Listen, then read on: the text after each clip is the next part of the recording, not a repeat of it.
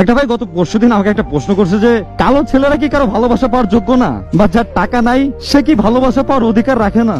আসলে আমি কি উত্তর দিব নিজেই বুঝতে পারি নাই। আচ্ছা, চামড়ার রং কারো কালো বা কারো সাদা, জাস্ট এইটাই তো। আর এই রং দিয়ে কি মানুষ বিবেচনা করা যায়? যে ভালোবাসা সে তো ভালোবাসবেই ভাই, আর সে কখনো এই কালো সাদা এইসব নিয়ে ভাববে না। সে শুধু আপনার মনটা দেখবে, আপনি মানুষ কেমন। আর যার ভালোবাসার না, সে তো এটা নিয়ে ভাববেই।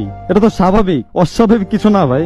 আজকে ছেলে কালো বলে তাকে অসম্মান করতেছেন, হেলাফেলা করতেছেন আপনারা। এখন ধরেন আপনি একটা ফর্সা ছেলেকে বিয়ে করলেন, অনেক সুন্দর দেখতে, অনেক অনেক বেশি সুন্দর। ধরেন আপনার বাচ্চা কালো হলো, তখন কেমন লাগবে আপনার? যে কালো নিয়ে এত উপহাস করলেন, সেটাই যদি আপনার সন্তানের সাথে হয়, আপনার সন্তান কালো হবে নাকি ফর্সা হবে এসব কি আপনার হাতে আছে? যদি থাইকা থাকে তাহলে অবশ্যই বলবো যে আপনার যা ইচ্ছা আপনি তাই বলেন। কিন্তু যদি এই চামড়ার রং কি হবে এটা যদি আপনার হাতে না থাকে, তাহলে প্লিজ অন্য একটা মানুষকে এটা নিয়ে খোঁটা দিবেন না।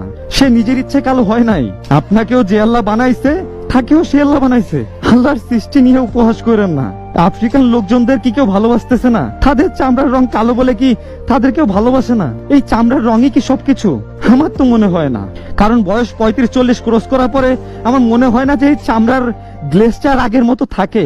একটা টাইমে এই যৌবনকালের রূপ আর তখন থাকে না, চামড়া ঘুচিয়ে যায়। ভাই সাদা চামড়া বা কালো চামড়া দুইটাই একটু কেটে মাটিতে কিছুদিন পুঁতে রাখেন, তো দেখবেন দুইটা চামড়াই একই রকম ভাবে পচে যাবে। এমন না যে সাদাটা আগে পচবে বা কালোটা আগে পচবে, এরকম কিছুই না, বরং দুইটাই একই রকম ভাবে মাটিতে মিশে যাবে। তাহলে এই চামড়ার রং নিয়ে মাতামাতি করা বোকামি ছাড়া আর কিছুই না। ভাই যখন আরেকটা প্রশ্ন করলো যে ভালো ছেলেরা কি কারো ভালোবাসা পাওয়ার যোগ্য না, বা আমরা যারা মন থেকে ভালোবাসি আমরা কি ভালোবাসা পাওয়ার যোগ্য না?